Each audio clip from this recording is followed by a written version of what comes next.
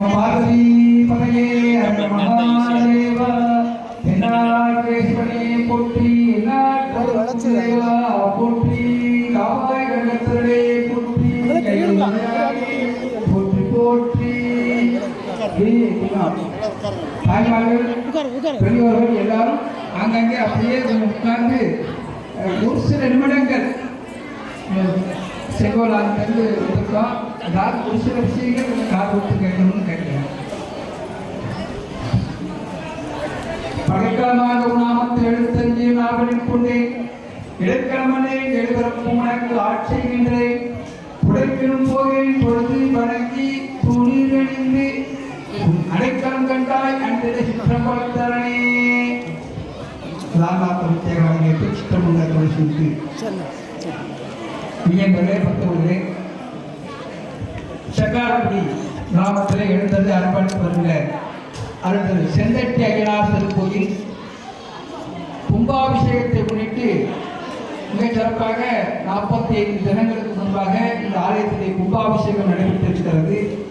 அதன் தொடர்ச்சியாக மண்டலாபிஷேக நிறைவு என்று சொல்லப்படக்கூடிய 45 தினங்கள் பூஜைகள்லாம் நடைபெற்று இன்று மண்டலாபிஷேக நிறைவு மிகச் சிறப்பாக நடத்திக் கொண்டிருக்கிறது. இந்த பூஜைகளெல்லாம் மிகச் சிறப்பாக செய்திருக்கக்கூடிய கருங்குளம் சிவாச்சாரியார் வெங்கடேஷ் சிவாச்சாரியார் அவர்களுக்கும் இந்த தளத்தில் இருக்கக்கூடிய பட்டாச்சாரியார் அவர்களுக்கும் மிகச் சிறப்பாக செய்து கொண்டிருக்கிறார்கள். அதிலும் குறிப்பாக விநாயகர் சன்னதியிலே மீனாட்சி சொக்காநாதர், ஆறுமுகர், சுப்பிரமணியர், வண்டி தேவாலயங்களில் கூடிய அந்த பெருமானுக்கும் திருக்கல்யாண வைபவம் மிகச் சிறப்பாக நடைபெற்றிருக்கிறது. இங்கு நாம் வருவதற்கு காரணமாக இருந்த திரு அருணாச்சலம் அவர்களுக்கும் நல்வாழ்த்துக்களை தெரிவித்துக் கொண்டு பெரியோர்களுக்கும் தாய்மார்களுக்கும் நல்வாழ்த்துக்களை தெரிவித்துக் கொண்டு மறுபடி படைப்புகள் எல்லாம் படைக்கப்பட்டு அப்புறம் மகா தீபாவளி நடைபெறும். அது வரைக்கும் கொஞ்சம் அமைதியாக அமர்படி கேட்டுக்கொள்ளும். நற்பணி வேளாண் சமுதாயத்திற்கு குருபீடமாக விளங்கக்கூடியது நம்முடைய செங்கோல் ஆதீனம். நான் நிறைய இடத்துல சொல்லிட்டே இருக்கிறேன். ஏன்னா இந்த நற்பணி வேளாண் சமுதாயம் இருக்கக்கூடிய 18 கிராமங்கள், அந்த கிராமத்தில் இருக்கக்கூடிய அத்துணை அன்பர்களுக்கும் செங்கோல் ஆதீனம் தான் குருபீடம். குரு அருள் இல்லாம எந்த ஒரு காரியமும் சிறப்பாக இருக்காது அப்படின்னு நம்ம சைவ சமயம் சொல்றது. சில சமுதாயத்தை சார்ந்தவர்களுக்கு அவங்களுக்கு என்ன குருபீடம் அப்படின்னு தெரியாது. அவங்களுக்கு யார் குரு, எங்க போய் வணங்க வேண்டும் என்பதே தெரியாமல் இருக்கிறார்கள். ஆனால் நற்பணி வேளாளர் சமுதாயத்திற்கு குலகுருவாக இருப்பதாக நற்பணி வேளாளர் இந்த வரலாற்று நூல் மிகச் சிறப்பாக இப்போ கூட வெளியிட்டாங்க. அதுல குரு முதல்வர் துதி எல்லாம் மிகச் சிறப்பாக சொல்லப்பட்டிருக்கிறது. என்றால் இந்த நற்பணி வேளாளர் சமுதாயமானது வீட்டுக்கு ஒருத்தர் கண்டிப்பாக இராணுவத்திலோ அல்லது காவல்துறையிலோ பணி செய்யக்கூடிய ஒரு அற்புதமான கிராமம். அந்த வகையில் நாட்டை காக்கக்கூடிய பணி செய்து கொண்டிருக்கக்கூடிய அத்துணை அன்பர்களுக்கு நம்முடைய நல்வாழ்த்துக்களை மீண்டும் தெரிவித்துக் கொண்டு மிகச் சிறப்பாக இந்த திருப்பணிலாம் செய்திருக்கீங்க. ஆனால் இன்னும் நிறைய செய்ய வேண்டியிருக்கீங்க. அதுவும் குறிப்பாக ஒரு மூலஸ்தானம் என்று எடுத்துக்கொண்டால் கர்ப்ப கிரகம் அப்படின்னு சொல்லுவோம். இந்த கர்ப்ப கிரகத்தில் சுவாமினா விநாயகர் மட்டும்தான் இருப்பார். ஐயனாருன்னா ஐயனாரோடு சேர்ந்து பெரியாவிலை அம்பாள் பெரியாம இருக்கிறார். அதனாலதான் அம்பாளோட 2 அம்பாளோட சுவாமி இருக்கார், ஐயனார் அப்படித்தான் இருக்கு. ஆனா ஒரு புதிய முயற்சியாக நீங்க செஞ்சிருக்கீங்க. அது என்ன, ரொம்ப கிராமத்தில் இருக்கக்கூடிய தெய்வங்கள் ஆகமத்துக்கு அப்பாற்பட்டது. அதனால சுவாமி எடுத்துக்கோங்க. அந்த அதாவது சில கோவில்களில் திருப்பணிகள் செய்கின்ற போதும் சரி, புதிதாக ஏதாவது ஒரு மூர்த்திகள் பிரதிஷ்டை செய்கின்ற போதும் சரி, நாம சுவாமிகிட்ட ஒருத்தர் முதல்ல சுவாமிகிட்ட இப்படி செய்யலாமா என்று கேட்க வேண்டும். அப்படி கேட்கின்ற போது இந்த மூர்த்தி செய்யக்கூடிய இடத்துல சபதி, நல்ல சபதியை பார்த்து தேர்ந்தெடுக்கணும். ஏன்னா இப்போ பொதுவாக சபதியில் என்ன செய்றாங்கன்னா, நம்ம என்ன கேட்கணுமோ அப்படி செய்து கொடுத்துருக்காங்க.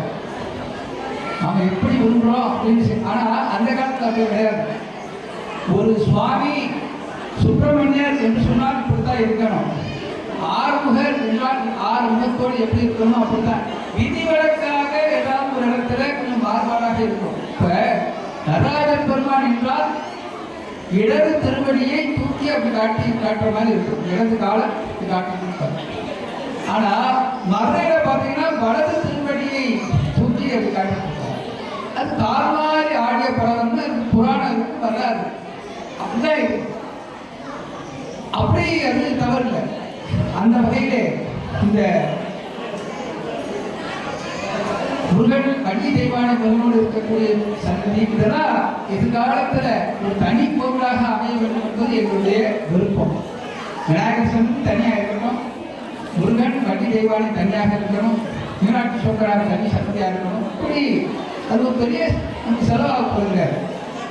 ஒருத்தர் யாராவது சொன்னாங்க செஞ்சுட்டு வருவாங்க. இன்னும் இந்த உட்கார்ந்த இடத்துலாம் நன்றாக நல்ல தலங்கள், கருங்கல் தலம் அமைக்க வேண்டும். கருங்கல் தலம் அமைக்க வேண்டும்.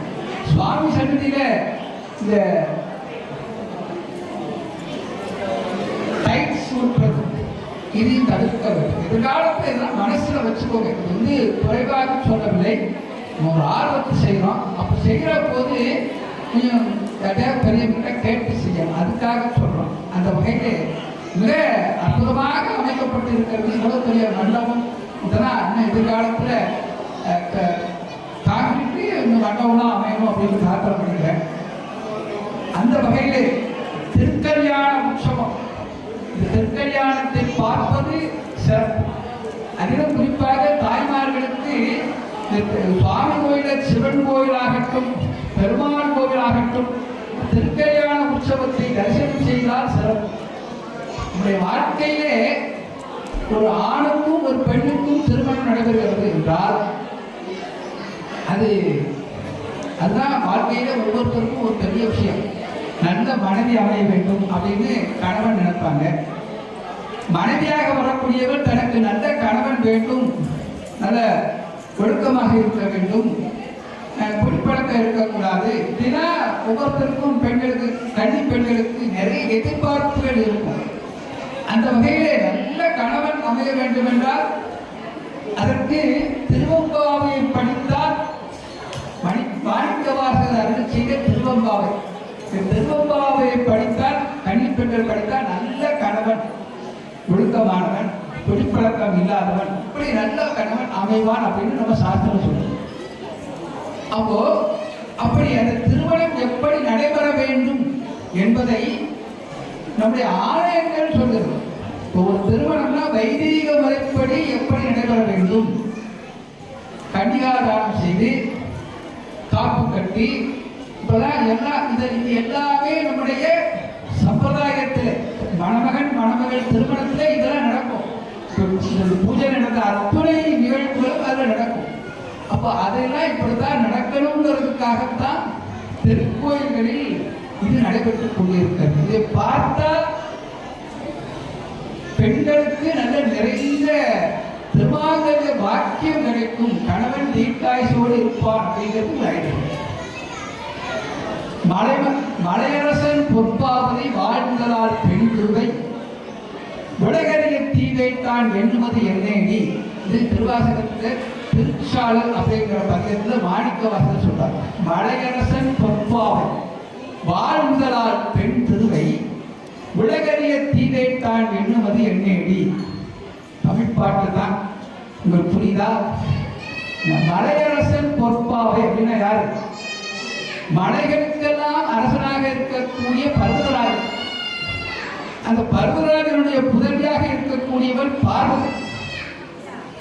பார்வதி தேவியுடைய திருமணம் நடைபெறுகிறது. எப்படி? உலகறிய தீவேட்டான், இந்த உலகமெல்லாம் அறியும் வண்ணம் பிரம்மதேவன் வந்து அந்த அந்த யாகத்தை செய்து திருமணம் செய்து வைக்கிறார். அது ஏன் அப்படி செய்தார் அப்படின்னு ஒரு பெண் கேட்பதாக மாணிக்கவாசகர் பாடுகிறார். மலையரசன் பொறுப்பாவை வாழ்ந்தலார் பெண் திருவை உலகறிய தீவேட்டான் என்பது எண்ணேடி உலகறிய தீவேளாறு ஒளிந்தனே கலைநவென்ற பொருளெல்லாம் கலைந்திருந்தான் சாரலோ. அப்போ அப்படி செய்யலைன்னா இப்படிலாம் திருமணம் நடைபெறவில்லை என்றால் ஒருவனுக்கு ஒருத்தி என்ற இந்த சம்பிரதாயம் இல்லாமல் போயிடும். பெண்களுக்கு மட்டுமே கற்புன்னு நம்ம நினைச்சிட்டு இருக்கோம், அது அப்படி இல்லை. ஆனால் ஆண்களும் கற்போடு இருக்கணுங்கிறதுக்காக தான் ஸ்ரீ ராமச்சந்திரமூர்த்தி சீதா பிராட்டி திருமணம் செய்து மறுபடியும் பூமாதேவி அழைத்துக் கொண்டு சென்று விடுகிறார். 2 குழந்தைகள் பிறந்து அப்புறம் சீதா பிராட்டி அடிக்கிறார், பூமாதேவி கூட்டு போயிடுறார். அதுக்கப்புறம் ஸ்ரீ ராமச்சந்திரமூர்த்தி எத்தனையோ ஆண்டுகள் அரசாட்சி செய்கிறார். ஸ்ரீராமன் நிறைய அரசாட்சி செய்து கொண்டு வருகிறார். ஆனால் அவர் மறுபடியும் திருமணம் செய்து கொள்ளவில்லை. தர்பை பாயில தான் படுத்திருந்தாராம். அரசன் ராஜாவா இருக்கிறார், ஆனால் ஏன் தவம் செய்வது போல அப்படி வாழ்ந்து காட்டி இருக்கிறார். மனதிலே கூட வேறு ஒரு பெண்ணை மனதாலும் நினைக்காத உத்தமராக ஸ்ரீராமர் வாழ்ந்து காட்டி இருக்கிறார் என்றால் எல்லா பெண்களும் என்ன நினைப்பாங்க, தன்னுடைய கணவன் ராமரை போல பிற பெண்களை மனதிலும் நினைக்காத ஒருத்தர் வேணும் தான் எல்லாரும் நினைப்பாங்க. அப்படிதானே? அதனால கற்பு என்பது பெண்களுக்கு மாத்திரம் சொல்லப்படவில்லை, இந்து மதத்தில் ஆண்களுக்கும் சொல்லப்பட்டிருக்கு. அதனால அப்போ அந்த திருமணம் இப்படித்தான் நடக்கணும் அப்படிங்கிறதுக்காக நடந்தது. இது உண்மையிலே நடந்ததா? பார்வதி பரமேஸ்வரன் திருமணம் நடந்ததா அப்படின்னு ஒரு கேள்வி கேட்டா அதுக்கு நம்ம பாபநாசம் சான்றாக விளங்குகிறது. அங்கே இப்போ சாதாரணமாக இன்னைக்கு இந்த கிராமத்தில் ஒரு திருமணம் திருக்கல்யாணம் நடைபெறுகிறது. இதுக்கு ஆயிரக்கணக்கான பக்தர்கள் கூடியிருக்கீங்க. இதே ஒரு இது ஒரு அமைச்சர் வீட்டு கல்யாணம்னா அது இன்னும் கூட அதிகமா இருக்கும். இப்போ இந்த உலகத்தையே அரசாட்சி செய்து கொண்டிருக்கக்கூடிய சிவபெருமான் அவருடைய திருக்கல்யாணம் நடைபெறுகிறது என்றால் அப்ப என்ன செய்வாங்க, இந்த உலகத்தில் இருக்கக்கூடிய எல்லாரும் வடக்கே செல்கிறார்கள் இந்த திருக்கல்யாணத்தை பார்ப்பதற்காக. பார்வதி பரமேஸ்வரன் திருக்கல்யாணத்தை பார்ப்பதற்காக அங்கே இமயமலைக்கு எல்லோரும் சென்றார்கள். அப்படி சென்ற காரணத்தினால் வடபுலம் தாழ்ந்து தென்புலம் உயர்ந்து விடுகிறது. வடகரிசி அப்படி தாழ்ந்து விடுகிறது. உடனே அகத்தியரை அழைத்து, அகத்தியா நீ சென்று பொதிகை மலையிலே இருந்து இந்த பூமி நிலைபெற சமமாக இருப்பதற்காக அங்கே செல் என்று பரமேஸ்வரன் ஆணையிடுகிறார். உடனே அகத்தியர் இங்கே வருகிறார். அதான் பாபநாசத்தில் பொதிகை மலையிலே அகத்தியர் அங்கே இருக்க. அப்படி அப்போ அகத்தியர் கேட்கிறார், சுவாமி எல்லாரும் இந்த திருக்கல்யாணத்தை பார்க்கிறாங்க, என்ன மட்டும் நீங்க தென் நாட்டிற்கு அனுப்பி விடுகிறீர்களே, நான் இந்த காட்சியை பார்க்க முடியாம போயிருந்தேன் அப்படின்னு சுவாமிகிட்ட விண்ணப்பம் செய்கிறார். உடனே அந்த காலத்திலே சுவாமி என்ன செய்றாரு, ஒளியும் மாதிரி நீங்க டிவியில பார்க்கறோம்ல அது மாதிரி என்ன செய்றாரு சிவபெருமான் அங்கே அகத்தியருக்கு கல்யாண காட்சியை காட்டியதாக இன்றைக்கும் பாவநாசத்துல ஒரு விழா நடக்குது. அப்போ இதெல்லாம் புராணங்கள் வரலாறு, இதெல்லாம் உண்மை நடந்த சம்பவம். அப்படி பார்வதி பரமேஸ்வரன் திருக்கல்யாணம் நடந்ததை முன்னிட்டு தான் நம்ம பார்வதி பதையே அப்படின்னு சொன்னா என்ன சொல்லணும், நம்ம பார்வதி பதையேன்னு சொன்னா என்ன சொல்லணும், 2-3 பேர் தான் சொல்றாங்க, வேற யாரும் நம்ம பார்வதி பதையே. எல்லாரும் வாய் விட்டு சொன்னால் நோய் விட்டு போகும். நோய் போடமா வேண்டாமா? இதை விட இன்னொன்னு என்ன சொல்லலாம், சொன்னவங்க செய்த பாவம்லாம் சொல்லாதவங்களுக்கு வந்து சேரும் அப்படின்னு சொன்னா எல்லாருக்கும் நம்ம சொல்லலாமா கூடாதுல்ல? என்ன இப்ப நம்ம பார்வதி பதையன்னு சொன்னா அரகர மகாதேவனி வந்து சொல்றாங்க, சொன்னவர்கள் செய்த பாவம் அனைத்தும் வாயை மூடி கம்முன்னு உட்கார்ந்துட்டே இருக்காங்க, அவங்களுக்குலாம் வந்துடும் அப்படின்னு சொன்னான்னா இப்போ நீங்கள் சொல்லுங்களா மாட்டீங்களா சொல்லியிருக்கீங்க. ஆனால் அப்படி சொல்லக்கூடாது, நான் அப்படி சொல்லக்கூடாது. இப்போ சுவாமியுடைய நாமத்தை சொன்னால் நாம மறுபடியும் எல்லாரும் அரசியல் தலைவருடைய பெயரை சொன்னா வாழ்க்கை சொல்றோமா இல்லையா? அப்போ இந்த உலகத்துக்கே தலைவராக இருக்கக்கூடிய பெருமானுடைய நாமத்தை சொன்னார் தானே நமக்கு புண்ணியம் கிடைக்கும், நோய் போகும்.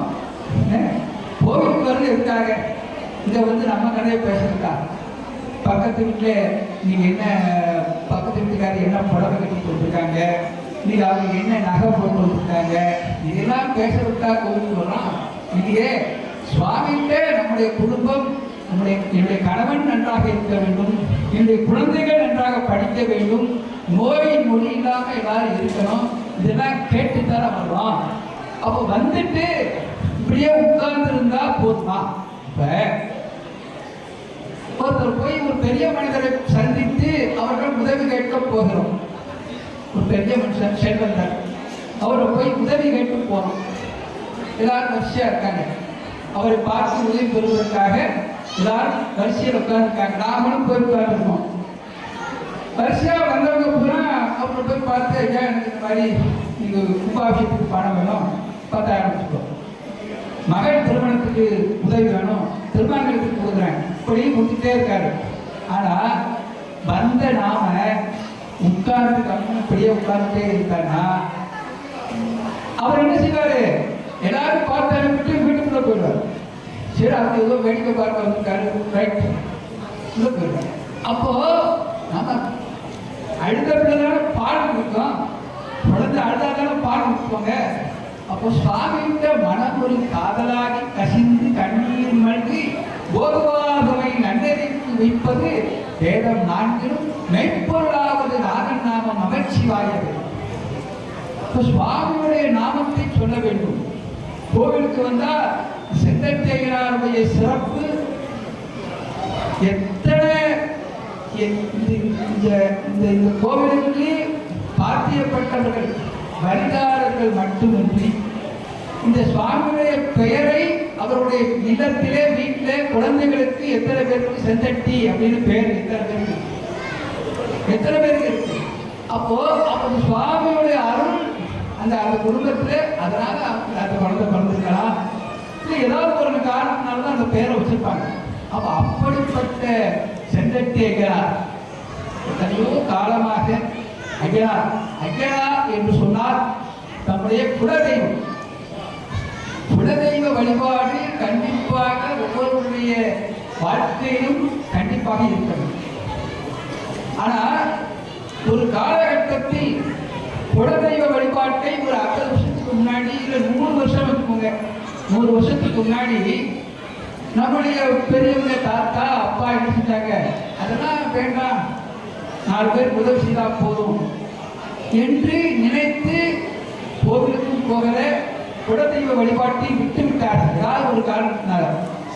ஆனா இப்போ நாம போய் நம்ம குழந்தைகளுக்கு கல்யாணம் தடைபடுகிறது, குழந்தை பாக்கியம் தடைபடுகிறது அப்படின்னு போய் ஜோசியத்தை போய் கேட்டா முதல்ல ஜோசியர் என்ன சொல்லுவாங்க தெரியுமா? உங்க குலதெய்வத்தை போய் கும்பிட்டுவாங்க. எப்படி வாழ்க்கையில மஞ்சள் பைய தூங்காம நம்ம இருக்க முடியாது, மஞ்சள் பையில தான் ஜாதகம் இருப்போம். அப்போ அந்த ஜாதகத்தை எடுத்து செல்கின்ற போது, ஜோதிடர்கள் கூறுகின்ற போதுதான் நம்ம குலதெய்வம் எங்க இருக்குன்னு நம்ம கேட்போம். அப்ப கேட்கிற போது இன்னைக்கு நிறைய பேருக்கு குலதெய்வம் எது என்றே தெரியும். அந்த வகையில நீங்களாம் புண்ணியம் பண்ணாங்க. நம்ம குலதெய்வம் இதுதாங்களா தெரிந்து வைத்திருக்கிறீர்கள். ஆனால் அப்படி தெரியாமல் இன்றைக்கு நிறைய பேர் என்கிட்ட வராங்க, நிறைய பேர் வராங்க. எங்க குலதெய்வம் எங்க அப்பா காலத்திலே எங்க இருக்காருன்னு தெரியல. ஆனா இப்ப ஜோசியர் போய் குலதெய்வத்தை கும்பிடுங்கிறார். நான் என்ன செய்ய மீண்டு வருகிறார்கள் என்றால் உங்களை என்ன சொல்றது? அப்போ எந்த ஒரு வீட்டிலே சுப நிகழ்ச்சியாக இருந்தாலும் சரி, முதலில் நாம வணங்குவது குலதெய்வத்தை போய் அந்த திருமண பத்திரிக்கை வச்சு, இதை குழந்தை பிறந்தா முட்டை எடுக்கிறது, இதெல்லாம் முதல்ல குலதெய்வத்துக்கு செய்து விட்டுத்தான் அப்புறம் மற்றதுக்கு போகும். அப்படி ஒரு சம்பிரதாயம் காலம் தொட்டு காலம் அப்படியே இருந்தது. ஆனால் இன்றைக்கு நாம எப்படி போயிட்டு இருக்காங்க வழிபாடு. ஆனா இன்னொரு விஷயம், இந்த குலதெய்வ வழிபாடு என்பது அவசியம் அப்படின்னு ஏன் சொல்றாங்கன்னா, இன்னைக்கு வாழ்க்கையில நிறைய பேருக்கு எதிரிகள் இருக்காங்க. எதிரிகள் இல்லாத குடும்பம் இருக்காது, ஏதாவது ஒரு காரணத்தால இருக்காங்க. அப்போ அவர்களால் எந்த விதமான இடையூறும் வராமல் இருக்கணும்னா முதல்ல யாரு வேணும்? குலதெய்வம் தான் காப்பாற்றணும். இன்னும் சொல்ல போனா, நமக்கு யாராவது மந்திரம் மாந்திரிகம் என்று சொல்லப்படக்கூடிய விஷயத்துல யாராவது இடையூறு பண்ண வேண்டும் என்று நினைத்தால், அந்த மாந்திரிகம் செய்யக்கூடிய தொழிலாளி என்ன செய்வாங்கன்னா, குலதெய்வத்தை முதல்ல விளக்கி வச்சுட்டு தான் நமக்கு வேலை செய்ய ஆரம்பிக்கும். அப்ப குலதெய்வம் இருந்தா அது முதல்ல காத்து கொடுக்கும். உனக்கு இடையூறு பண்ண போகிறான் கனவுலே வந்து சொல்லும். அப்படிப்பட்ட தெய்வம் கண்கண்ட தெய்வம். இப்போ அந்த தெய்வத்துக்கு நாம எவ்வளவு செய்யணும்? நீங்க நம்மகிட்ட நிறைய வசதி இருக்கு, ஆனா கோவிலுக்கு வரும்போது மட்டும் கோவிலுக்கு கொடுக்க வேண்டும் என்றால் வரி அப்படின்னு வரி போட்டது மட்டும் கொடுக்கக்கூடாது. 1000 ரூபாய் வரி போட்டிருக்காங்கன்னா 1000 ரூபாய் மட்டும் கொடுக்கக்கூடாது. சாதிக்க வேண்டிய பொருட்கள், பூஜை பொருட்கள், அன்னதானத்துக்குன்னா கொடுக்கணும், நிறைய கொடுக்கணும். இது யார்கிட்ட பணம் எல்லாத்தையும் பணம், ஆனா மனம் வேண்டும், கொடுக்கணுங்கிற மனம் இருக்கணும். அப்படி கொடுத்தா இதெல்லாம் புண்ணியம். இந்த புண்ணியம் நம்முடைய குலத்தை தான் இருக்கட்டும். அப்போ தென்பலத்தார் தெய்வம் விருந்து ஒக்கல் தான் என்று ஆண்டு ஐம்பலத்தார் ஓம்புதல் தலை அப்படின்னு நான் சொல்றாங்க. திருவள்ளுவர் பரவாயில்ல, 2 தான் சொல்லிட்டே இருப்பாரு. என்ன படிச்சிட்டீங்களா என்ன? சரி, பரவாயில்ல. தென்பலத்தார் தெய்வம் விருந்து ஒக்கல் தான் என்று ஆண்டு ஐம்பலத்தார் ஓம்புதல் தலை திருவள்ளுவர் சொல்றார். அதனால 6 விஷயத்தை திருமணமானவர்களுக்கு ஒரு 6 கடமை இருக்கு அப்படின்னு திருவள்ளுவர் சொல்றார். என்ன கடமை தெரியுமா? தென்புலத்தார் முதல்ல சொல்றது என்னது? நம்முடைய பித்திருக்கள். தென்புலத்தார் என்று சொன்னால் நம்முடைய முன்னோர்கள் இறந்து போயிருக்காங்க, அவர்களை வணங்க வேண்டும். தென்புலத்தார் தெய்வம். தெய்வம் என்று சொல்லப்படக்கூடியது இங்க குலதெய்வத்தை சொல்றார். குலதெய்வத்தை வணங்க வேண்டும். தென்புலத்தார் தெய்வம் விருந்து. வீட்டுக்கு யாராவது சாப்பிட வந்தாங்கன்னா அவர்களுக்கு உபசாரம் செய்து உணவு கொடுக்க வேண்டும். நம்ம சொந்தக்காரர்களை வந்து விருந்தினர்னு சொல்லல, நம்முடைய உறவினர்கள் அவர்களை விருந்தினர் சொல்லல. திருவள்ளுவர் யார் சொல்றாரு தெரியுமா? திடீர்னு யாராவது வந்தாங்கன்னா அவங்களுக்கு உணவு கொடுக்கணும். லெட்டர் போட்டு இன்னைக்கு எடுத்து போன் பண்ணி நான் இன்னைக்கு இந்த மாதிரி வர்றேன், மத்தியானம் வர்றேன், எல்லாரும் குடும்பத்தோட வர்றோம், 5 பேர் வர்றோம் அப்படின்னு சொன்னா, நீங்க சாப்பிட்டு வரீங்களா இல்லை இங்க வந்து சாப்பிட்டீங்களா கேட்டுக்கிட்டு தான் சமையலே இங்க தயார் செய்யணும். அப்படிதானே இருக்கு. நீங்க அப்படிதான் இருக்கு. அப்போ உலகம் இப்படி போயிட்டு இருக்கு.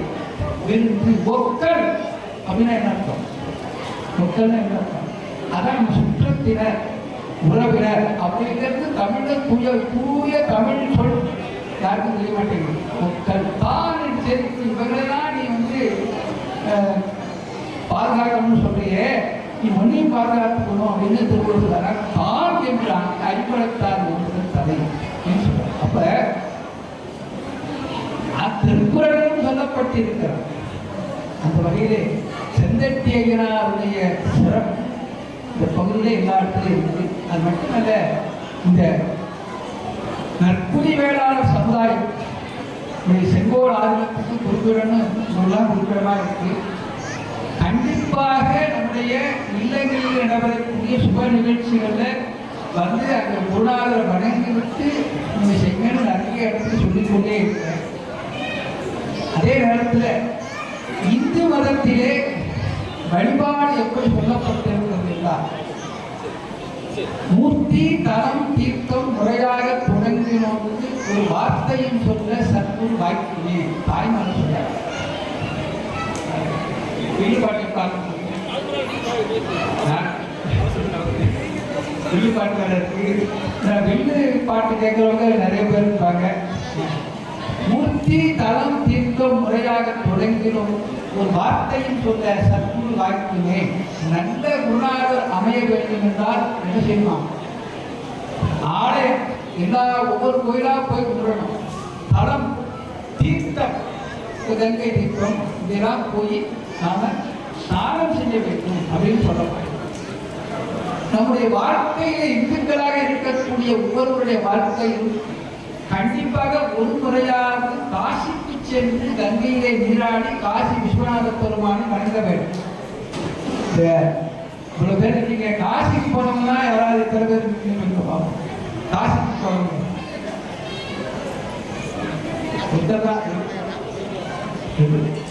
சில பேர் இருக்கீங்க. நீ குடும்பத்தோட போயிருக்கீங்களா தனியா போனீங்களா? குடும்பத்தோட போனீங்களா தனியா போனீங்களா? தனியா தான் போனீங்க பார்த்தீங்களா?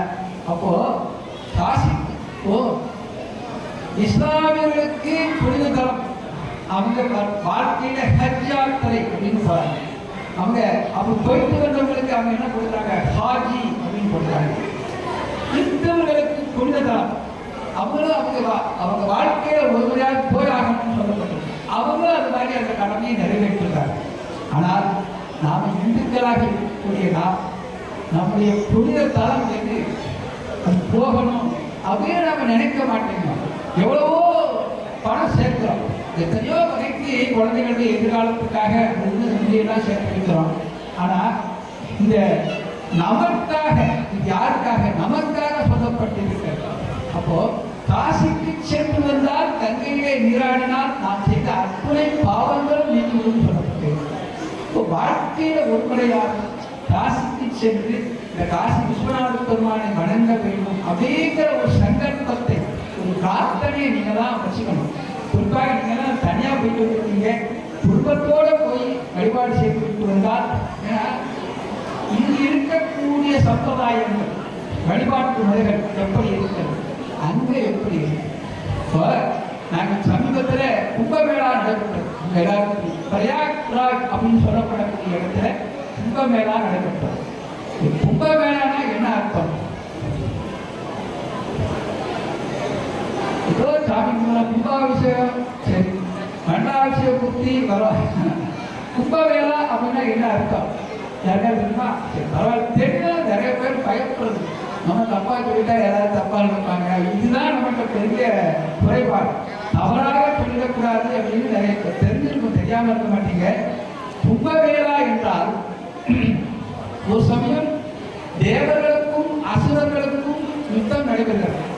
பல வருஷம், பல யுகங்களுக்கு முன்னாடி அப்படி யுத்தம் நடைபெறுகின்ற போது ரெண்டு பக்கமும் யுத்தம்னா சண்டைனா சட்டை கைதான ஜீவம், ரெண்டு பக்கமும் சேதம் வருகிறது. அப்போ தேவகுருவாக இருக்கக்கூடிய பிரகஸ்பதி யார பகவான்கிட்ட போய் தேவர்கள்லாம், சுவாமி இந்த மாதிரி தேவர்கள் எண்ணிக்கை குறைந்து கொண்டே வருகிறது, அசுரர்கள் பலம் பொருந்தவர்களாக இருக்காங்க, நம்ம என்ன செய்யறது என்று கேட்க, பாற்கடலை கடைந்தால் அமிர்தம் கிடைக்கும், அந்த அமிர்தத்தை சாப்பிட்டால் மரணம் ஏற்படாது அப்படின்னு சொல்ல பாற்கடலை கடைகிறார்கள், அமிர்தம் கிடைக்கிறது. அது ஒரு பெரிய புராணம். அப்படி கிடைத்த தன்வந்திரி மகர்ஷி பாற்கடலிருந்து அமிர்த கலசத்தை அப்படி கையில் எடுத்து வரார். உடனே அந்த அமிர்த கலசத்தை தேவர்களும் அசுரர்களும் அதை வாங்குவதற்காக போட்டி போடுகிறார்கள். அப்படி போட்டி போடுற போது அந்த அமிர்த கலசம் அப்படி லேசா அந்த அமிர்தம் அந்த கலசத்திலிருந்து சிந்துகிறது. அப்படி சிந்திய துளிகள் உஜயினி, இப்போ பிரயாக்ராஜ் மற்ற 4 இடங்கள்ல அந்த அமிர்த துளிகள் சிந்தியது. அந்த சிந்திய இடத்துல தான் இன்னைக்கு 12 ஆண்டுகளுக்கு ஒரு முறை கும்பமேளா என்று, கும்பம் என்றால் கலசம், அதிலிருந்து அமிர்தம் சிந்திய அந்த அந்த திதி நட்சத்திரம் எல்லாத்தையும் 12 ஆண்டுகளுக்கு ஒரு முறை வரும். அப்போ ஸ்நானம் செய்வார். அப்படி ஸ்நானம் செய்தால் அமிர்தத்தில் நாம ஸ்நானம் செய்த மாதிரி. அதனாலதான் இன்றைக்கும் கும்பமேளாவில் அவ்வளவு பக்தர்கள் கூட்டவர்கள். இப்ப நாங்க கும்பமேளாவுக்கு போயிருந்தோம். பிரயாக்ராஜ் அலகாபாத்னு சொல்றது அந்த அந்த இடத்துல திரிவேணி சங்கமம் என்று சொல்லப்படக்கூடிய கங்கை, யமுனை, சரஸ்வதி இந்த 3 நதிகளும் அந்த இடத்துல ஒன்று சேரக்கூடிய இடம். அங்கே ஸ்நானம் செய்துவிட்டு தான், திரிவேணி சங்கமத்தில் ஸ்நானம் செய்துவிட்டு தான் காசியில போய் சுவாமியை தரிசனம் பண்ண.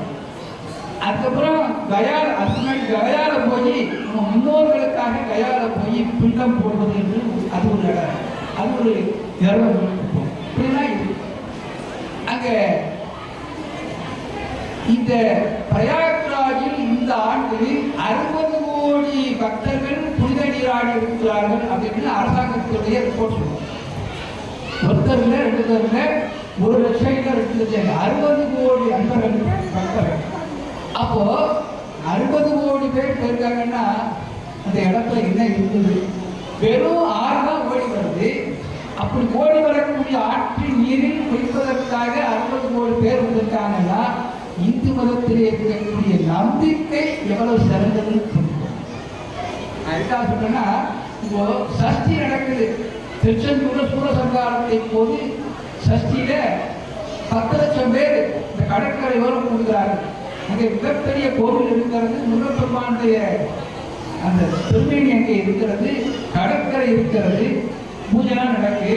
ஆனா அங்க அப்படி கிடையாது. அங்கே பிரயாக்ராஜில் 6 ஓடிக்கொண்டிருக்கிறது. போக வேண்டியது பிரார்த்தனை செய்து கொண்டு அங்கே புனித நீராடுகின்ற போது நம்முடைய தென் மாநிலங்களில் இருக்கிறவங்க மட்டும்தான் சில பேர் இந்த நாம் அணிந்திருக்கக்கூடிய ஆடை, புடவை, வேஷ்டி இதை என்ன செய்றாங்க? தென் மாவட்டங்களில் போறவங்க தான், தென் மாநிலங்கள் இங்கேருந்து போறவங்க அதை அப்படியே அந்த கங்கையில போடுறாங்க. அது யார் அப்படி சொல்லி கொடுத்தாங்கன்னு தெரியல. அப்படி போட்டா நாம செய்த பாவங்கள்லாம் நீங்கிறோம் அப்படின்னு ஒரு ஏதோ ஒரு தவறான ஒரு சித்தாந்தம். ஆனால் வட மாநிலத்தில் இருக்கக்கூடியவர்கள் கங்கையில போய் ஸ்நானம் செய்வதற்கு முன்பாக அந்த கங்கா நதியை தொட்டு கண்களில் ஒட்டிக்கொண்டு அதை தோஷம் செய்து கொண்டு அதுக்கப்புறம் தான் அவங்க அந்த நீராடுதல் புனித நீராடுதல் செஞ்சாங்க. நாமும் எப்படி செய்யணும்னா சங்கல்ப ஸ்நானம் அப்படின்னு சங்கல்பம் செய்து நான் இந்த புனித நதியை நீராடுகிறேன் அப்படின்னு அதுக்கு வேற மந்திரத்துல ஒரு இது அதையெல்லாம் சொல்லி நாம நீராடும். அப்படி நீராடினால் அதற்கு புண்ணியம் அதிகம். ஆக வாழ்க்கையில ஒரு முறையாவது காசிக்கு செல்ல வேண்டும். அது மட்டுமல்ல, கைலாயம் போது இருக்கு. நம்ம எல்லாரும் இறந்த பிற்பாடு சிவலோக பதவி கைலாயம் அடைந்தார் அப்படின்னு போடுறோம். ஆனா பூலோக கைலாயமாக இருக்கக்கூடிய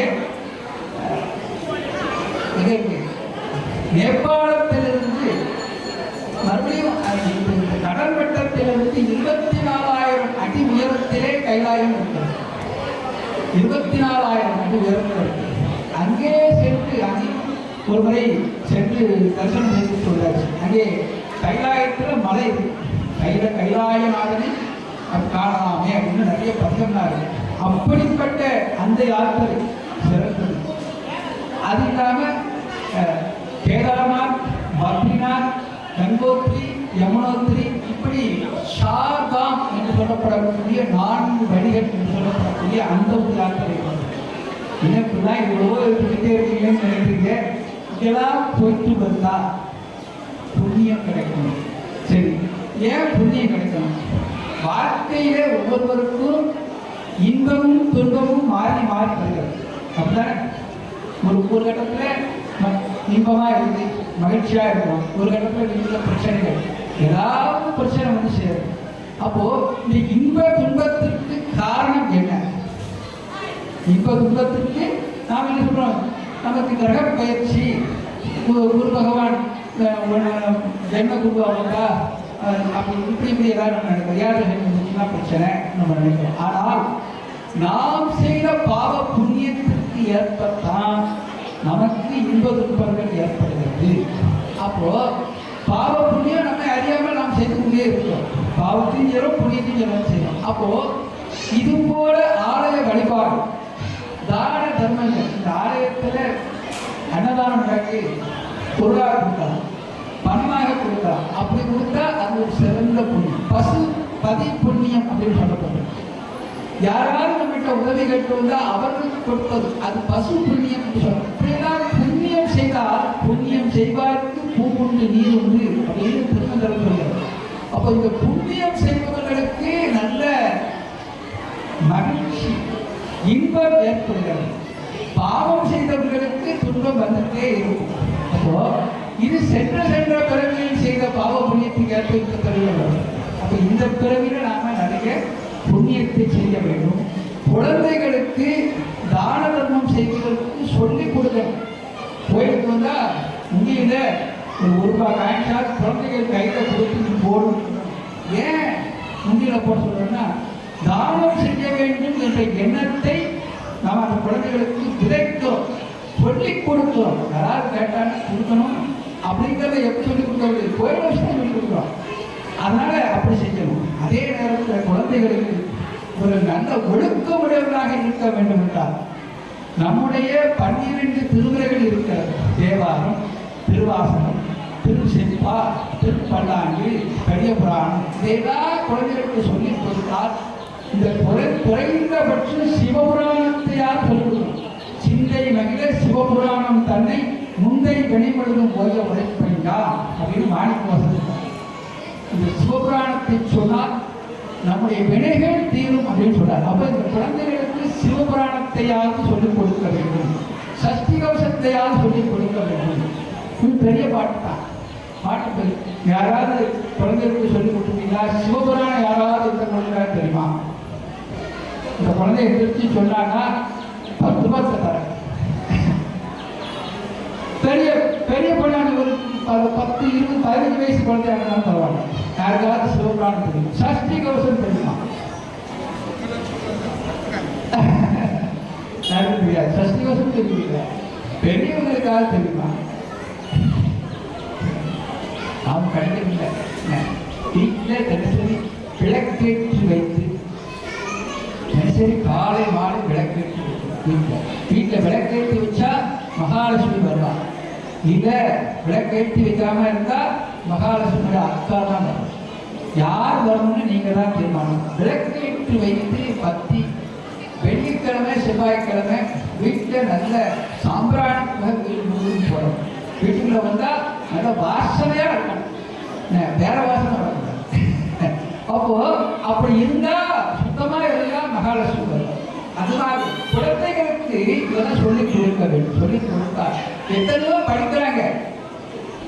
இப்போ மே மாசம் லீவ் வரும்போது ஆனுவல் எக்ஸாமினேஷன் முடிஞ்சோடனே லீவ் வரும். உடனே நம்ம என்ன செய்யறோம்? குழந்தைகளை ஏதாவது ஒரு படி.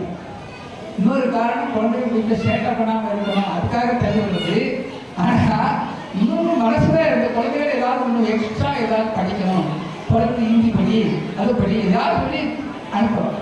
அப்போ இதெல்லாம் சொல்லிக் கொடுக்கக்கூடிய நாம நம்முடைய இந்து சமயத்தை பற்றி, இந்து சமயத்துடைய பெருமையை பற்றி, 63 நாயன்மார்களுடைய வரலாற்றை பற்றி நாம் என்னைக்காவது சொல்லியிருக்கோமா? 63 நாயன்மார்கள் சிவன் கோயிலில் வரிசையா இருக்காங்க. அப்போ அவங்களுடைய பெயரை தெரியுமா? கோவிலுக்கு வந்தா விநாயகரை பற்றி, விநாயகர் முன்னாடி என்ன பாட்டு பாடணும், முருகப்பெருமான் முன்னாடி என்ன பதிவு பாடணும், சிவபெருமான் முன்னாடி என்ன பாடம் பாடணும், இதெல்லாம் சொல்லி கொடுக்க வேண்டும். குழந்தைகளுக்கு சினிமா பாட்டு பாடக்கூடாது. நம்முடைய அருளாளர்கள் அருள் செய்த திருஞான சம்பந்தர், திருநாவுக்கரசர், சுந்தரர், இவர்கள் அருள் செய்த மாணிக்க வாசகர், இவர்கள் பாடிய அதுதான் மந்திர சொற்கள். அதை பாடினால் நம்முடைய வினைகள் நீங்கும். நமக்கு பொருள் இல்லையா, பணம் இல்லையா, பணம் எல்லாருக்கும் தேவைப்படுது.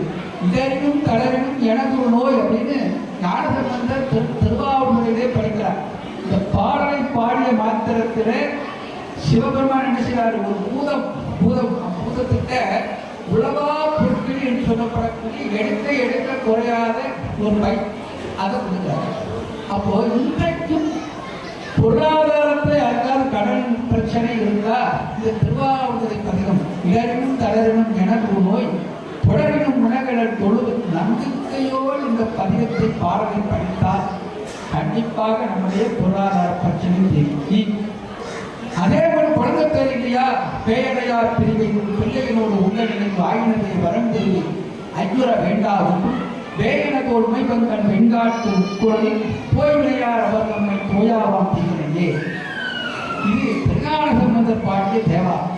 இந்த பாடலை படித்தால் திருமணமாகி குழந்தை பேர் இல்லாதவர்களுக்கு குழந்தை பாக்கியமே இல்லைன்னு டாக்டர் கையை பிடிச்சால் உனக்கு குழந்தைய பார்க்காதுமா அப்படின்னு டாக்டர் சொன்னாலும் இறைவன் அருளால் குழந்தை பேர் கிடைக்கும்.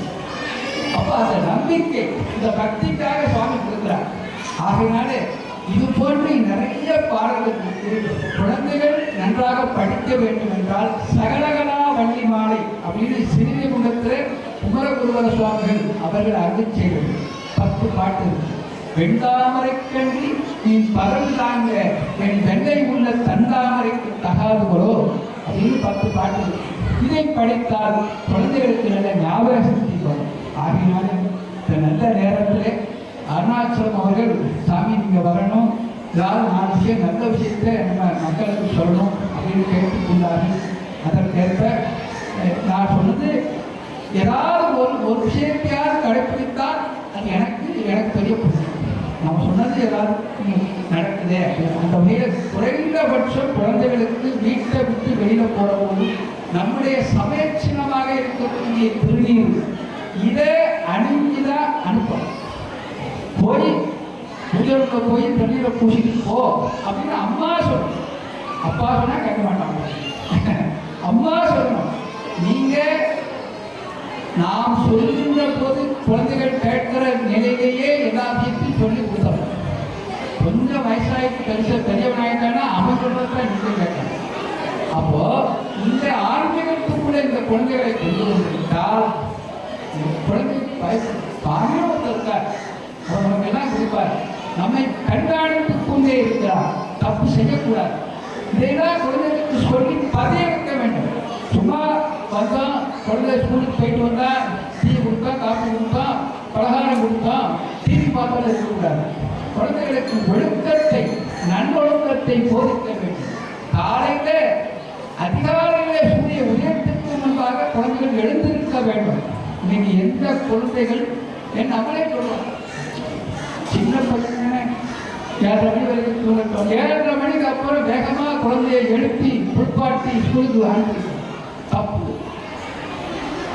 சூரியன் உதயத்திற்கு முன்பாக 5:30 மணிக்கு குழந்தைகள் எழுந்திருச்சு புட்பாட்டுங்க ஸ்நானம் பண்ணிடணும்.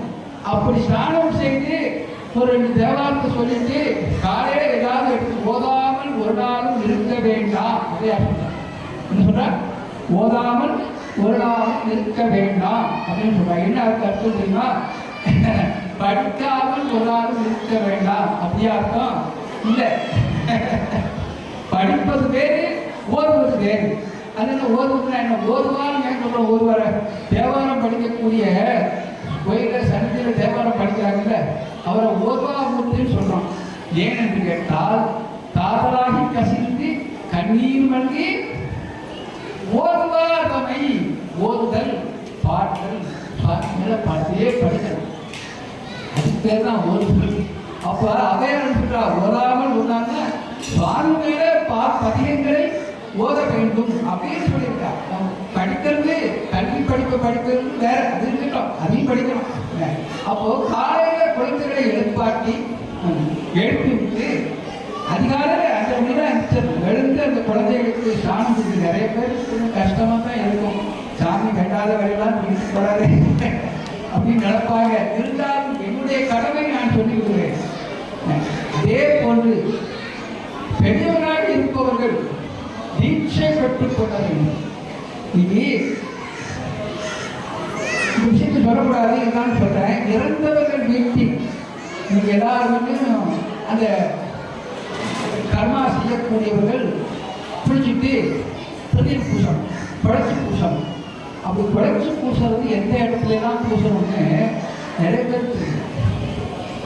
நிறைய பேர் தெரியும் எத்தனை இடத்துல பழச்சி பூசணும், எங்கே எப்படி. இப்போ சினிமாவில் வர மாதிரி ரவுண்ட் பூசக்கூடாது.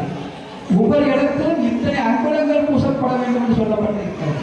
நெத்தியில 6 அங்குலம், மார்பில் 6 அங்குலம், இங்கே ஒரு அங்குலம், மணிக்கட்டுகள் அப்படிதான் சொல்லப்பட்டிருக்கு. அப்போ 16 இடத்துல பழச்சி திருநீர் பூசணும்னு சொல்லப்பட்டிருக்கு. யாராவது பெரியவங்கன்னா இப்படி பூசுறா இப்படி செய்கிறான்னு சொல்ல வேண்டிய சூழ்நிலைக்கு நம்முடைய சமுதாயம் போய் கொண்டிருக்கிறது. அப்போ தீட்சை பெற்றுக்கொண்டால் நான் தான் நம்ம செக்காரக்குடி கத்தரட்டியா சோமசுந்தரம்னு ஒரு ஐயா இருக்காங்க, ஒரு கத்தரட்டியா. அங்கே ஐயாட்ட சொன்னேன், ஒரு மெட்ரிக்லேருந்து ரிட்டையர்ட் ஆயிருக்காரு ஐயா, தேவாரம்னா அருமையாக படிப்பாங்க. நான் சொன்னேன், நீங்கள் தீட்சை எடுத்தாதான் உங்கள் மக்கள்லாம் உங்களை பார்த்து நிறைய பேர் தீட்சை எடுப்பாங்க. நிறைய பக்தி இருக்கு, நம்மகிட்ட இல்லைன்னு சொல்லலை. ஆனால் அந்த பக்தி முறைப்படுத்தப்பட வேண்டும். ஒவ்வொரு பிராமணர்களுக்கும் அந்தணர்களுக்கும் அவர்களுடைய கடமை என்னவென்றால் ஜெக்லோபிதம் சொல்லப்படக்கூடிய பூண் அணிந்து கொள்ள வேண்டும். அப்படி 7 வயசுல இந்த பூணூல் போட்டுக் கொள்ளவில்லை என்றால் திருமணத்தின் போதாவது அவர்கள் பூணூல் போட்டுக்கிறாங்க, பூணூல் கல்யாணமும் வச்சுருக்காங்க. ஆனால் மற்ற சமுதாயத்தை சார்ந்தவர்கள் ஏன் தீட்சை எடுக்க பயப்படுறீங்க? எடுத்துக்கொள்ள வேண்டும். அதனால் இந்த நல்ல விஷயங்களெல்லாம் நீங்கள் கேட்டு இன்பமே என்னாலும் துன்பமில்லை என்று அப்பசாமியுடைய வாக்கிற்கு ஏற்ப உங்கள் எல்லோருக்கும் எல்லா நலன்களையும் அந்த சென்றத்தைகளால் நிறைய எல்லா பொருள், எல்லா சௌரியம், செல்வாக்கு, கணவன் மனைவியுடைய ஒற்றுமை, குழந்தைகளுக்கு நன்றாக கல்வி பெற வேண்டும், உரிய வயதிலே கல்வி பெண்களுக்கு திருமணம் நடைபெற வேண்டும், திருமணமானவர்களுக்கு குழந்தை பேர் கிடைக்கணும், இதெல்லாம் கிடைக்கணும்னு பிரார்த்தனை வாழ்த்தி இந்த அளவே நிறைவு செய்து திருச்சிட்டப்படும். நம்ம பார்வதி பதையே